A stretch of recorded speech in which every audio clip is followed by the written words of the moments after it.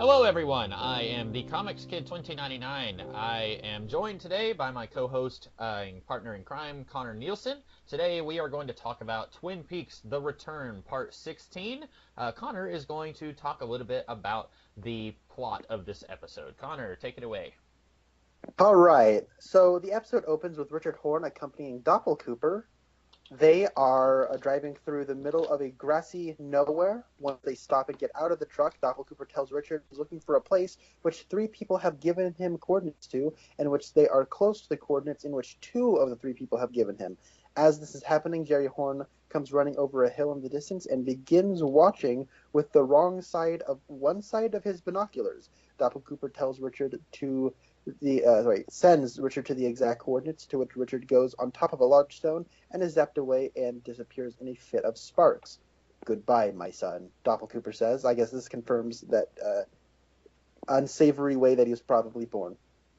Jerry is upset by this and begins hitting his binoculars against the ground. Before leaving, Doppelcooper sends Diane a text message which reads, well, it's like a weird emoticon of a smiley face, and then in all caps, all, period. Meanwhile, Chantel and Hutch are waiting in the van outside Dougie's neighborhood across the street from Dougie's house. It's not long before the Las Vegas branch of the FBI shows up to gather Dougie and Janie Yee Jones, only that they aren't home, to which Wilson is scolded once again. Wilson is to stake out the house, and the chief leaves to check out Lucky 7 Insurance, which is where Dougie Jones works. Dougie Coop is at the hospital in a coma. Janie and Sonny Jim are by his bedside when Dougie's boss Bushnell Mullins shows up to check in on his status. Not far behind are the Mitchum brothers, who bring flowers and finger sandwiches to comfort Dougie's family and ask for a key to the Joneses' house because they are going to stock the house. In Buckhorn, Gordon Cole looks at the equipment in his room with a bothered expression on his face. Back at the hospital room in Vegas, Sonny Jim has to urinate, and his mother leaves to go with him to the restroom. Mr. gets a phone call from the office and is told the FBI was at the office looking for Dougie before leaving to go to the hospital about 10 minutes ago. Back in Chantel and Hutch's van, Wilson pulls up in front of the Jones residence to stake out the house. Chantel eats chips while they attempt to small talk. She is highly irritable because she's eating the last bag of chips. The Mitchum brothers show up in a limo with a van full of boxes. They bring stuff into the house, and then the van leaves. It seems Lynch and Frost had just seen The Hateful Eight and realized they had two of the film's actors, Tim Roth and Jennifer Jason Leigh, because what transpires feels like something straight out of a Quentin Tarantino film. A car drives up in front of Chantel and Hutch's van. The man gets out and tells the two hitmen that they should move because they're in front of his driveway. Chantel yells at the man, telling him that they're not in his driveway, to which the man responds by getting into his car and driving into the front of their van. This angers Chantel. She gets into the driver's seat, pulls a gun, and shoots at the man in the car. The man in the car gets out of his car, goes into his truck, and pulls out an Uzi and grazes Chantel's arm. Then Hutch grabs a shotgun and fires at the man while Chantel begins driving away. The man in the car opens fire at the van as it drives away, killing Chantel and Hutch. Wilson, the FBI man, arrests the man in the car. Back at the hospital, Mr. Mullins hears that mysterious humming noise that Ben Horn and his secretary Beverly have been hearing in the Great Northern. The humming draws Mr. Mullins out of Dougie's hospital room, and then one-armed Mike appears again. Cooper awakes and sees Mike. "The other one! He didn't go back in. He's still out," Mike says. "Take this." Mike gives Cooper the Owl Cave ring. Cooper asks Mike if he has the seed, to which Mike shows Cooper the golden ball that Dougie turned into back in Part 3. Cooper rips out a lock of hair and tells Mike he needs the one-armed man to make another one. Mike says he understands, takes the hair, and disappears. Sonny Jim and Janie E return, and Cooper is back in full form, telling Janie E to grab a nurse and as he wolfs down some sandwiches. He seems to have a complete plan and is prepared for every situation. He asks the nurse to confirm his vitals because he is leaving, asks Bushnell to grab his clothes, and asks his wife to grab the car and pull it up around front. As Cooper is finished getting dressed, he asks Bushnell for his gun and to phone the Mitchum brothers. Once he has Rod on the phone, Cooper tells him that he's going to bring his family to the Silver Mustang Casino in 20 minutes and that he'll need a plane to Spokane, Washington. After the phone call, Cooper tells Bushnell that he has a feeling Gordon Cole will be calling, and if he does, then he needs him to read a message he has written. The Twin Peaks opening theme kicks in, and Cooper leaves the hospital after telling Bushnell Mullins that he will not forget his kindness and decency, and that he is the FBI. Dale Cooper gets behind the wheel of his car and leaves the premise as the FBI arrives.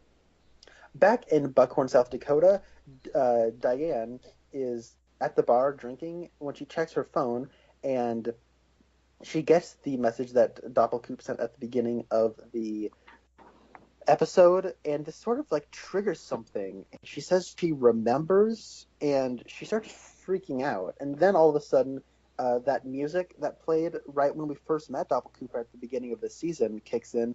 She texts Doppelcooper a series of letters. Those might be coordinates. I think she might have already sent those to him. I don't know. She sends him a series of letters, and then she gets up and then goes into Gordon Cole's office, or their room, I guess, their apartment room. Before she's at the door, then Gordon Cole says to come in, Diane. She comes on in, and Tammy Preston and Albert Rosenfield are also there. She tells the story and how she remembers the last night that she remembers seeing Cooper, or I guess Doppelcooper. It was 4 or 5 years after he disappeared, and that he showed up with no knock, no doorbell, and then he was prying her about stuff that had been happening in the FBI, and she was sort of thinking, oh, maybe he's just curious, and then he kisses her, and then he raped her. And then she starts fidgeting around, and that she starts telling them how she went to this old gas station, which is probably the convenience store that we visited last episode, or I guess this is called the Dutchman's. And then we find out that she starts saying weird stuff like she's not herself, and then she begins pulling out a gun out of her purse, and then Tammy Preston and Albert Rosenfield shoot her, but she doesn't die. She just sort of disappears and like flies out of the her chair and disappears. And then she shows up in the Black Lodge, the Red Room, whatever we want to call it now. And then a very similar thing happens to Diane that happened to Dougie in part 3, where the one-armed man says you are manufactured, and she says, but this time she says she knows and tells the one-armed man F you. And then the same thing happens where she turns into a golden ball. After this, the Jones arrive at the Silver Mustang Casino. Cooper tells his family goodbye, and then he presumably leaves. Then, after this, we cut back to the Bang Bang Bar. Oh, wait, sorry, no. Then we get into the stretch limo with the Mitchum brothers, to which Cooper explains the whole situation, and they're flabbergasted by this. Then we cut to the Bang Bang Bar, and we get Eddie Vedder, of all people, but not introduced as Eddie Vedder, introduced by his actual name. He sings a song that I don't really like, but whatever, it has thematic weight to it. And then, of all people, Audrey and Charlie show up. And then things get weird. So they, after Eddie Vedder's finished singing, they're at the bar, and then all of a sudden the man comes up and says, ladies and gentlemen, Audrey's dance, and that music from Zen, or The Skill to Catch a Killer, the 3rd episode of the first season, otherwise known as episode 2, starts playing, and she gets up and starts dancing while the crowd clears the area and starts swaying back and forth. A man shows up with a bottle and smashes it against a person's head because that one dude's with his wife. And then Audrey freaks out, runs up to Charlie and says, get me out of here. And then it cuts to Audrey waking up, looking into a weird mirror in a white void. Cue credits. All right, what do you think of this episode, Comics Kid? Things are starting to happen that I wish had happened in like episode 1 or 2. So it's kind of cool that things are starting to happen. I wish it didn't take 3 months and change to get to this point, but it's kind of cool that some of these things are starting to wrap up. I'm still not enjoying the show. I'm still going to be very excited to not be watching it anymore, but it was okay. Oh, okay. Yeah, you're never going to get me saying I'm excited about the show or I'm enjoying it. Like, that ship sailed about 16 weeks ago. So, it was all right, but it wasn't, like, exciting to me or anything like that. Oh, okay. I mean, like, I'm excited. I'm glad that Cooper is here, but like I said, I wish we had gotten that in, like, episode 1 or 2. I still don't think we needed 16 weeks of him as Dougie before we got to this point. All right. What about you? I'm assuming you loved it. I thought it was great. I loved it. It was amazing. I thought it was great. Water is wet. Yeah, so my thinking is that, by the way, I should probably mention that we didn't give a God Bless You Hawk moment last episode. I apologize. I'll do that now. God bless you, Hawk. You gave the eulogy of Margaret Lannerman. You were there for the Log Lady in her final moments, and God bless you, Hawk. It's more of a sad, but it has to be because, yeah, Hawk, you're wonderful. Yep. Anyways, back to this episode. I'm gonna say anyone who doubted, I told you so. All about Audrey. I knew something like this was happening. I didn't think it would be so dreamy. Is she still in that coma that Doc Hayward said she was in? And then she just woke up?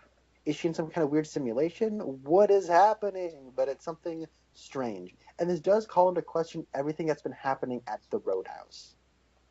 Well, maybe. I think some of the stuff at the Roadhouse is intersecting with the stuff that's happening not at the Roadhouse. But with Audrey, she was only introduced like 3 episodes ago, and she hasn't done anything that has intersected with the rest of the subplots. I mean, she's kind of like, she's talking about Billy, and Billy is, we still don't know who he is or what he is, and he's kind of intersecting with some of these other things, but she herself is pretty much just been isolated in her own little part of the show that doesn't cross over with anyone else. And so I don't know if it calls into question everything at the Roadhouse, but I do think this calls into question everything we've seen with Audrey so far. Yeah, but I do. But the thing is, she shows up at the Roadhouse, and we haven't seen her anywhere else that isn't her apartment or her house and the Roadhouse. We haven't heard anybody talk about Billy outside of the Roadhouse, I don't think.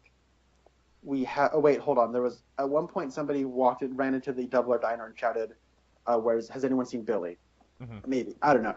But for the most part, all those people talking about Billy, and then one person saying her mother was Tina, who's been having an affair with Billy, and Billy was also sleeping with Audrey, apparently, and then Billy ran into somebody's house bleeding from the mouth and nose. Like, it's been all this crazy stuff and all these stories that people are telling inside the Roadhouse, and it may or may not have anything to, like, all I'm saying is I think this ending calls into question those conversations. I don't think it calls into question the stuff with James and Renee and all that stuff, but I do think it calls into question all those conversations that have been happening there.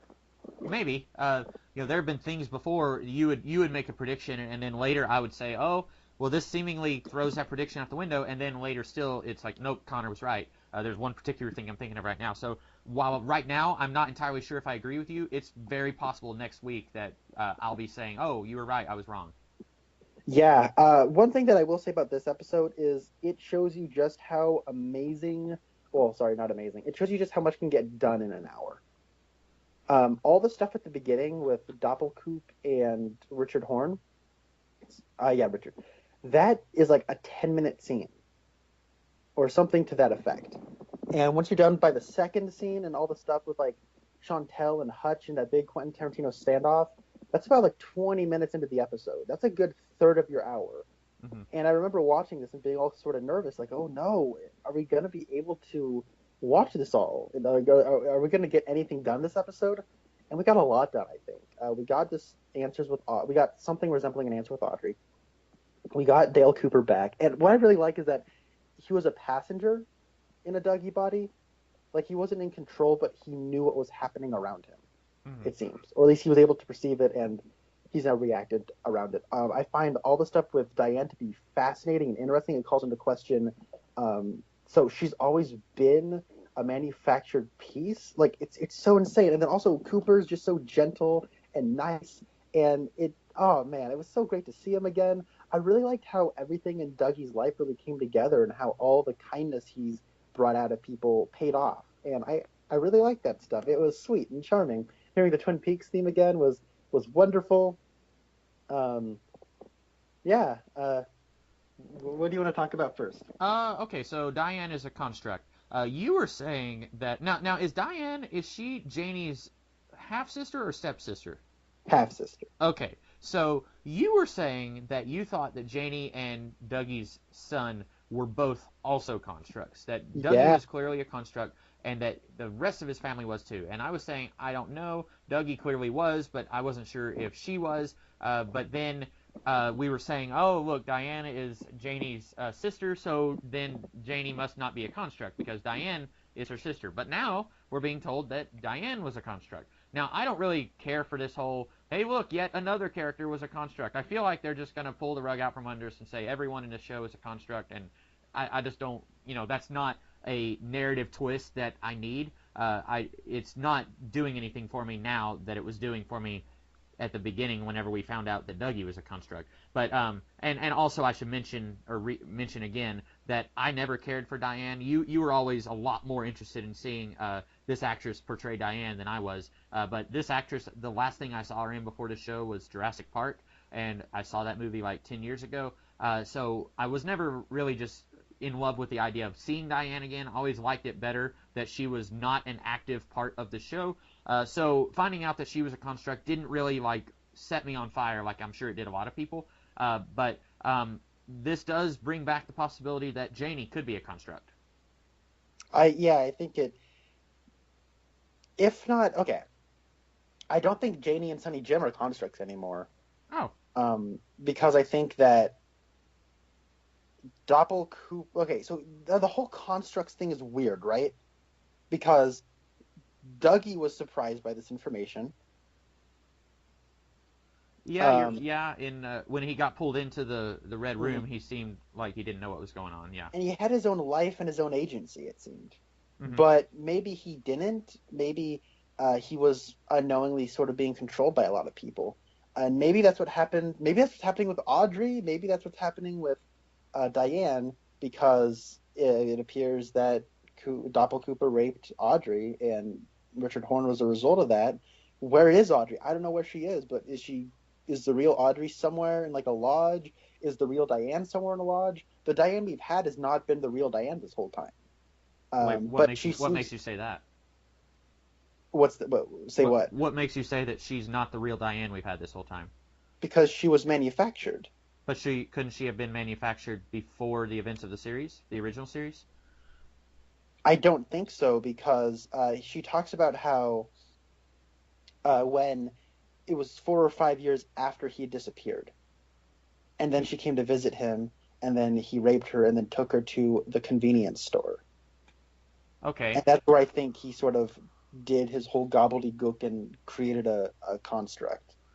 See, I'm thinking he could have created the construct before he raped her, but I guess there's both, until we're told differently, and I don't think we will be, I guess each interpretation is equally valid, because the whole time I was thinking, once they told us, after she gets shot and then we're told she's a construct, I was thinking, well, she could have been a construct, this entire time, and then he raped her. Like, he may not have been the one that created her. I guess he could have, but it's entirely possible that the little man created her also, right? I guess my reasoning for thinking that, okay, Dougie was created for a purpose, and that purpose has been fulfilled, we're told. And I think that purpose was because Evil Coop created Dougie so that when the real Cooper had to come out of the lodge, he had to replace someone. And if he created a construct from his own DNA, then it's possible to trick the forces into having real Cooper replace Dougie instead of himself. Mm-hmm. That's what I think happened, and I'm about 90% positive on that, maybe even more. I'm fairly certain about that. And so he's the only person we've seen creating constructs. Bob seemed to have control over doppelgangers or something. They're just doppelgangers in the Black Lodge. And when it comes to the whole Diane thing, I'm thinking that Evil Coop is the only person that we've seen we've seen him create a contract before, is what I'm saying. And it seems that when he texts her smiley face all, that seems to be a trigger thing, where all of a sudden she snaps out something and she, like, certain memories are unlocked in her head, but she doesn't have control over her own body. She reaches for a gun to assassinate Gordon and Albert, but mostly Gordon. And so my read on this is that she doesn't have control over her body because she's been programmed by Evil Coop that when she receives a message that has a smiley face all, that she has to do this mission. And that music that plays as she's walking up the stairwell signifies that to me, because that's the same music we heard when we first met Doppelkoop. Right. Yeah, I knew that was. As soon as that started playing, I was thinking, I have heard this before in this show. You could be right. I think we don't have enough information at this point, and I don't think we're going to get more information. Now that she has been removed from the series, I don't think we're going to get a confirmation of when she was created. But I think it's a situation where we don't have enough information to know when she was created with certainty. I think we do, but yeah, different strokes, I suppose. Yeah. Uh, What did you think of the scene where Cooper is telling Janie and Sonny Jim goodbye? Because I like that scene. The episode was just kind of meh for me, but I did like the scene. I did too. All the stuff when Cooper's back, it's so great. Kyle MacLachlan has lost none of his charm. I Yeah. think what's that? Oh, I agree. Well, I'll let you say something about it, and then I'll say something about that scene. One thing that I like is that he has a loyalty to these people, it seems, and I feel like any other main character or people writing this character wouldn't think of it that way. Hmm. I feel like a normal person would be like, "Hey, look it, I'm not your Dougie. I'm actually this other guy. It sucks. I'm sorry, but I got to go live my own life now. Deuces," and then leave. Hmm. But Yeah. Cooper is just a really genuine guy, and he says that I'll return. I will come back through that red door. And I'm thinking he actually gave the hair to the one-armed man to create another construct, or to create like another Dougie, so that Janie and Sonny Jim can have their Dougie back, or have a Huh. Dougie back. Okay. That's my read on that. And I didn't think about that. I was thinking that he said, "I need you to make another one," because he wanted to somehow trap Evil Cooper somehow. I don't know how that would work, but what you said makes a lot of sense too. I was thinking that Cooper, I mean, he's basically been taken out of the world for 25 years, and so I was thinking that he was like, you know what? I don't know this woman, I don't know this boy very well, but I'm in their life now. So I was thinking that he was like, you know what, I'm going to go take care of this Evil Cooper thing, and if I survive, I will come back to you, like him, because he doesn't really have much of a life of his own anymore. His life in the show was the FBI, and he's been out of that for a quarter of a century. And Diane was his friend, and that bridge was burned not by Cooper, but by Evil Cooper, and then Diane is removed from the physical plane. So I was thinking that Cooper, I think what you said is very likely, but I was thinking that he was like, you know what, I am going to come back to you guys, and even though I'm not the man you married, I can, we can still make this work. And I thought that was a very interesting, like you said, anyone else would have had him say, I can't do this, I'm not who you think I am, and then he'd just leave. I thought he was actually going to go back, and like his happy ending would be being married to Janie and being a father to Sonny Jim. I thought that was what they were going to do, and I thought that would have been interesting. If they don't do that, it would make sense what you said. So I guess we'll see. um, and if they, I also thought of it the way you just did, and if they do that, I will actually be more satisfied, Okay. because that's one of those things where Cooper had that whole thing with Caroline, and he, rejected Audrey's passes at him, and he was starting to have a little something with Annie, but we never actually got a cold hard evidence that Annie Blackburn's dead. But I mean, that whole dream that Laura has, I think, is more than enough confirmation. But Cooper's always sort of been somebody who's been looking to settle down, who's Yeah. looked for a family, and I would be perfectly fine if he decided to stay with Naomi Watts and have a child in Sonny Jim. Because when he does look at Sonny Jim and he does say, I am your father, you are my son, and I'm going to come back, maybe he's going to create another person. You're right, maybe that person is going to be another Dale Cooper construct who will be a part of the FBI while the real Cooper's just chilling out with a family. Maybe, I don't know. But I don't know what that whole other, like, he needs the one-armed man to make another one. I don't know what these seeds are, but I would be totally fine if he settles down. We're just gonna have like 5 or 6 Coopers. It's gonna be like in the Silver Age of DC Comics, where Superman had these Superman robots to do stuff for them, and like Dale Cooper will be with Janie E, and then like Cooper number 3 will come by, and it's like, oh, Cooper number 3 reporting for duty. That'd be great. I love Silver Age DC. It is insane. Oh yeah, it's great. I will say about the scene with Cooper and the boy, I liked like when they came in the room and Cooper like pats the bed and his son comes and runs and sits down. I love that. Like that just in no words at all, we get how much Cooper, not Dougie, Cooper loves these people and hasn't got to express that yet. And I love that the way they play that. And then at the end when he's saying goodbye to them, it felt sad, even though I haven't cared at all about any of these characters this whole season. I do think this would have felt even more emotionally wrenching if we had spent more time with this family this season. Okay. I know, think we spent enough with them, but what makes you say that? Well, just in any given episode, we don't have more than 5 minutes with them. There was one episode we had maybe a minute and a half of Dougie playing ball with his son. And, we've been getting stuff with Dougie, like where he's at work, and then we've been getting some stuff with his wife and his son, but a lot of it, like, the wife is always griping and complaining about, I gotta go take care of this, I gotta go pay off the mob, and, I would have liked more of seeing these guys as a family being happy together so that when Cooper takes himself out of that atmosphere, we feel what he is losing. That's understandable. I still like the scene. I thought it was probably the most feeling that I have felt towards the show. I just wish that we could have had more of Dougie interacting with these guys so that we could see more of what he's losing. No, I get you. And I guess it's just another situation of I just feel differently, where I do feel we've had enough time. Yeah. I'm trying to think. The Chantel Hutch scene, it was a good little action scene, but I wasn't really sure what we were seeing. I know that they were being killed, but I don't know who that guy is. Do you think he is connected to anyone else in the show?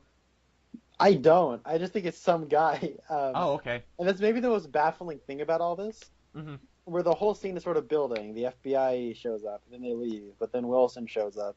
By the way, we have not talked about Wilson at all, which is weird, because that's been a funny gag the last few episodes. But he shows up, then the Mitchums show up, and then a van shows up, and then they bring in some sort of food, I imagine. Then the van leaves, and like, okay, what's happening? But all of a sudden, this guy just shows up, and he's like, I need you to move away from my driveway. And then this whole random escalation just happens.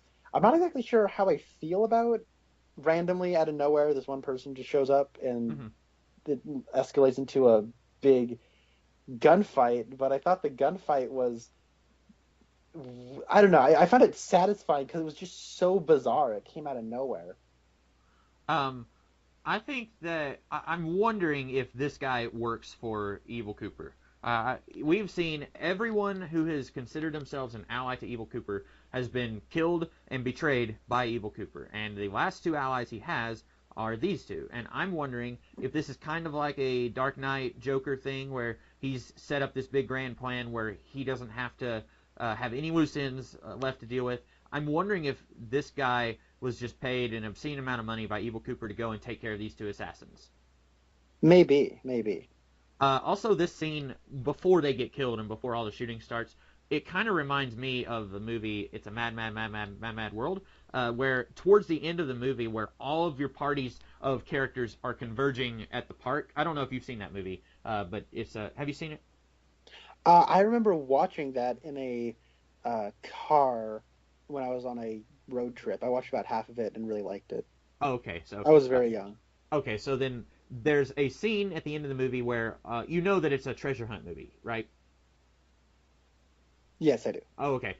Yeah, so near the end of the movie, most of the characters are starting to get close to where the treasure is, and they're all, like, close to each other, but also, like, they know that they're, like at one point, one character is like, oh, hey, who's this guy? Is someone else find out about the treasure? Like, they're all in this park looking for the treasure separately, and they're, like, running into each other and passing each other.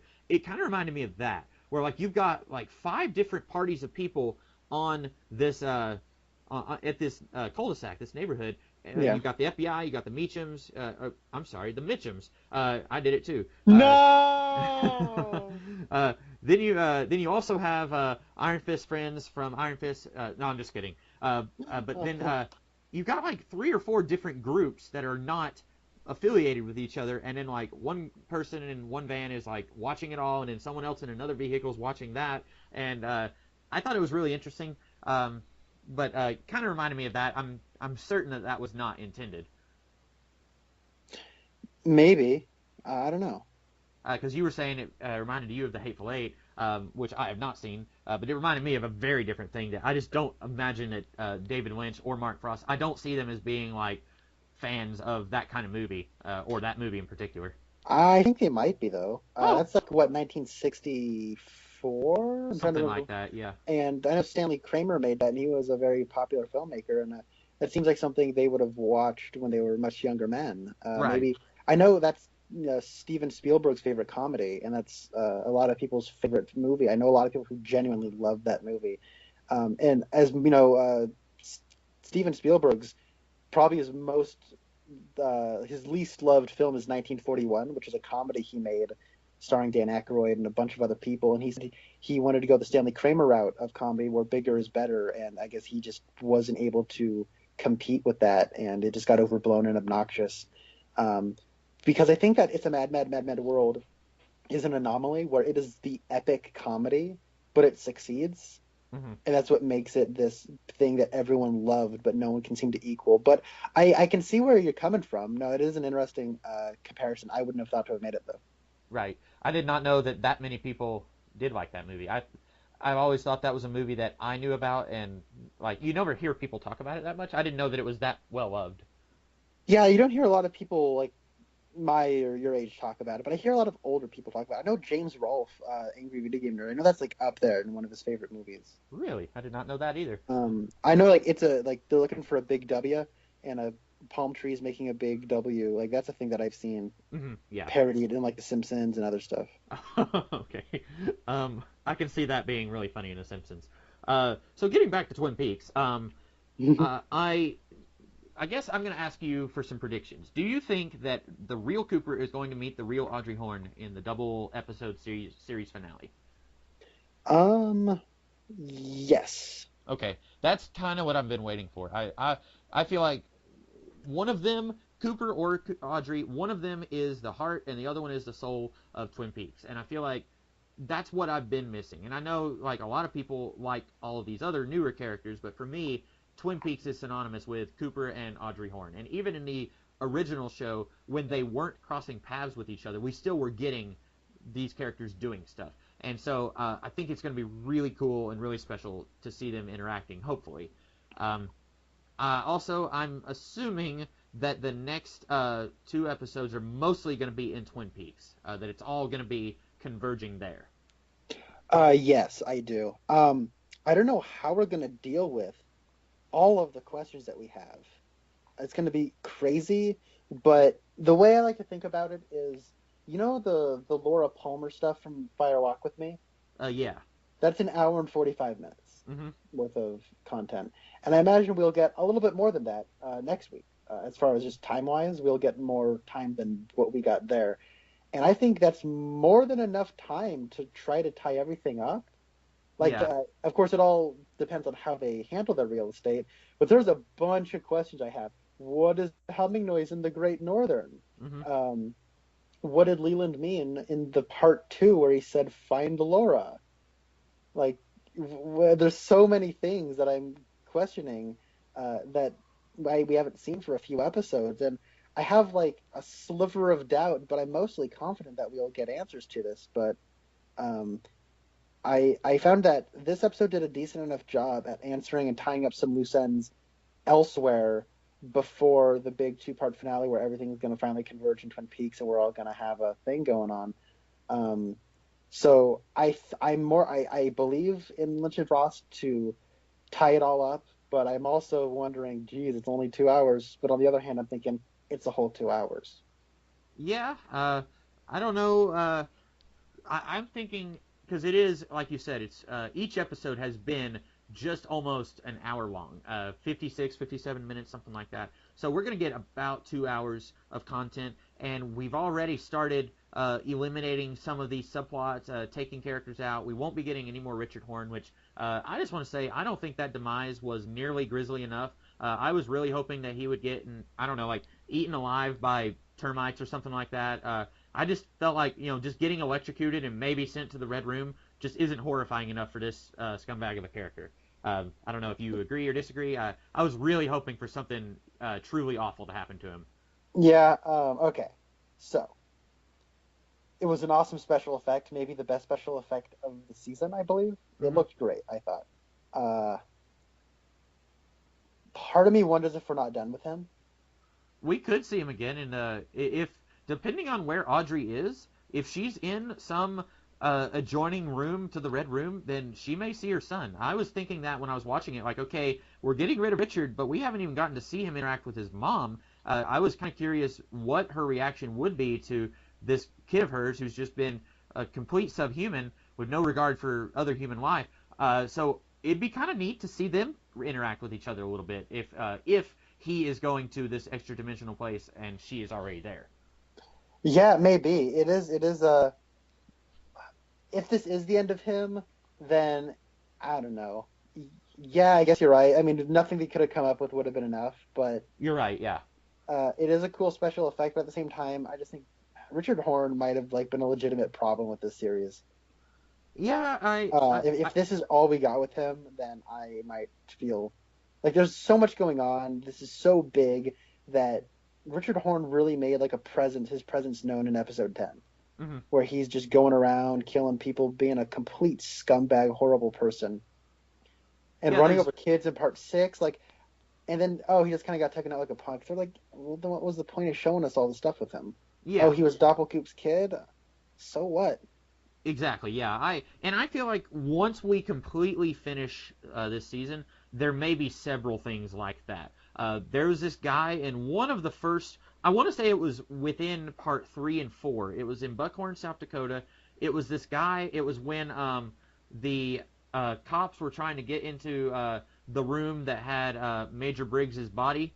Do you remember that? And then there was this woman saying like, "Oh, I can't unlock it because I don't have a key." And then after 15 minutes, she was like, "Oh wait, I do have a key." And there was this guy who was talking on the phone to somebody, and then the cops were trying to talk to him, and he thought that they were trying to arrest him for something, and we thought that was going somewhere, and then we haven't had any of that. And so it's been so long since that happened that I actually don't remember the context of I don't remember what was said, but I feel like we're going to have things like that where we're looking back and we're saying, okay, we could have gotten rid of that scene. We could have gotten rid of this character. Because I'm all about, when I watch a story or Fold Out, I look at it as, okay, let's be the most efficient that we can possibly be.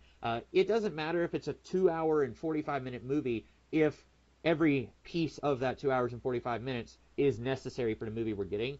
You look at something like The Avengers Age of Ultron, it's a very long movie, but it's incredibly dense, and I feel like very little of that movie could be removed without losing something. There's bits and pieces of it where you even feel like you need more stuff. And so like something like this where it's 18 hours, even if you have liked it a lot more than I have, but I feel like taking my antipathy towards the series aside, I think there are things we could have removed and made this a tighter story. I get where you're coming from, and generally speaking, I appreciate efficient storytelling. Mm-hmm. I know you hate Whiplash, but I love Whiplash, mostly because it is super efficient. It's a brisk 90 minutes, and everything in that movie has a place. I watch a lot of movies, and I always like it when it's a very 90 minutes, hour 45, and most movies are in that range, but they'll crank out something and bam, bam, bam, there we go. I also don't necessarily mind movies that take their time, and in this case it's like an 18-hour film, where, okay, I want to go back and rewatch all this stuff and see what can be cut out, because that stuff where we're talking about in part 1, where there's that guy on the phone, and he says, Chip, did you send the cops after me? And he's on that huge cell phone. Mm-hmm. Is that just like a setup for something, or is it just like a quick, funny punchline where he's all paranoid? Is that just a comedic little cutaway that's supposed to make you laugh? I don't know. We'll know next time. There's also so many other questions that are left dangling that I don't know if they are just meant to be a funny little loose end that is kind of dangling there, and it was just sort of there to kind of have fun while you're watching it, or if it is a legitimate setup that we're going to get paid off. Now remember, the Giant says in part 1, remember 430 Richard and Linda, two birds with one stone. And he tells that to Cooper, right? We've had a Yeah. 4:30. That was like Andy was supposed to meet some guy at 4:30 and he never showed. We've had a Richard, we've had a Linda, and two birds with one stone, I think, is yet to be found. But he tells us to Cooper. And I think when Cooper does show up at Twin Peaks, this is where it's all going to come to a head. And that's why I don't think we're necessarily done with Richard Horn. Okay. I wonder if, and bear in mind, I have not gone back and watched any of these episodes after we've talked about them. So every time you've mentioned that phrase, I keep thinking like, wait a minute, who was it that said that? And I have trouble remembering it actually playing out in the episode. But maybe the stone, like when you say two birds with one stone, maybe that stone is Evil Cooper, and he killed Richard, and now he's going to kill someone named Linda. That wouldn't be a very satisfying payoff to a prophecy. But maybe that's what they're doing, or maybe they're going to bring him back. But you had said, what was the point of Richard? And I kind of agree. His story has seemed very superfluous to everything else that's going on. Like you, I didn't really need to find out that Evil Cooper raped Audrey and they had a kid, and the kid is just pure evil. We already know that Evil Cooper is evil. We already know that he raped Diane. And I don't feel like we needed an additional, well, look, he's extremely evil because he also raped Audrey, if that's what happened, and presumably it is. So, I don't know. I kind of agree with you about that. Mm-hmm. Yeah, I guess, okay. What do you think of the whole sequence at the end with Audrey dancing? I thought it was weird, which could be a good thing. You go back to the first episode of the original Twin Peaks, and there was a lot of just weird stuff in that show that still doesn't make sense. Like, I remember on Geekvolution when Brownco Eric and Captain Logan talked about the first two, I guess the hour-long pilot of the original show, and Eric said that there were times where this felt like the dialogue was written by aliens who didn't exactly understand how human beings talked. And like you look at the first episode, and there's a lot of that. Like at one point, while everyone is going off to class, and there's this guy like doing the wave as he walks sideways, and it's like, why is he doing that? Like, is he excited for class? Is he just like, is this how he gets through his day? Stuff like that. And like Audrey, she does a whole lot of like just really weird. Like, I'm just gonna start dancing right here to this strange music that feels like it comes from an alternate reality. Like, this kind of reminds me of that. I wish we could have had more of it, because a lot of times we get stuff here. I guess part of it is David Lynch and Mark Frost are very different.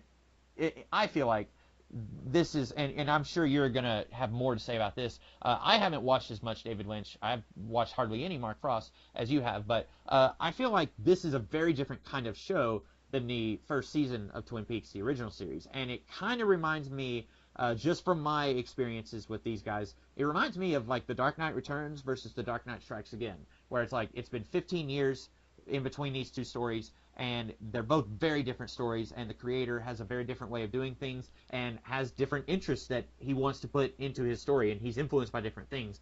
It kind of reminds me of that, where we haven't had a whole lot of this, like, let's just have something extremely weird happen where this girl just starts dancing for no reason, something like that. So it kind of reminded me of like the first few episodes of season 1, and it made me wish this season had been more like season 1. I get where you're coming from. I remember when Charlie and Audrey walk on into the Great, wow, not the Great Northern, the Bang Bang Bar, the Roadhouse. I was like, oh wait, huh? It was all real? Well, that's weird. Mm-hmm. And then all of a sudden it says, ladies and gentlemen, Audrey's dance, and then everybody just clears the area. Yeah. And I thought, whoa, thought you could pull a fast one on me, did ya? And she starts dancing around. And then it goes on for a while, and I'm thinking, all right, is this just like a norm that everybody just kind of goes along with this? Like, oh, it's Audrey, it's her dance, let's all like watch. Mm-hmm. But then if you look at the background, everyone's sort of swaying in uniform, like it's a musical or something. Yeah. And I'm thinking, okay, something's up. And then a person runs in with a bottle and hits somebody in the head. And I thought, oh, so it is real? Wait, hold on, what's going on? And then she runs up to her husband, and I thought she was going to say something like, end of my story now, because that was something he had said a few episodes back, and that piqued my interest. But Then she woke up, and I went, "Oh my god!" And when the credit hit, Spencer was sitting next to me and went, "That's no, give me more." I think that this episode, okay, I usually worry about the episode before the finale Yeah. because it's usually just an excuse for people to just put things into place as slowly as possible to be the calm before the storm. And Okay. just a lot of television I watch does do that. And I think that this does more than just set things up. I think we do get payoffs for things that we've been watching all season. I think this episode is not guilty of that as slowing down. If anything, I think this episode moves quite a bit faster than most of the episodes this season. Mhm. And I feel like we had the same thing in season 2, where we had just what felt like an eternity of awful episodes with awful subplots, and then suddenly the beauty pageant happens, and it's like, holy cow! It's like we got an entirely different writing team who wants stuff to actually happen, and it was, right before the series finale, where like it's just like, wow, like Wyndham Earl, he's dressed up as the Log Lady, and he goes in and he kidnaps her, and like all this stuff is happening, and then that's not even like the biggest wow, because you still have like the season finale to get through, and I kind of felt like we were getting that here a little bit.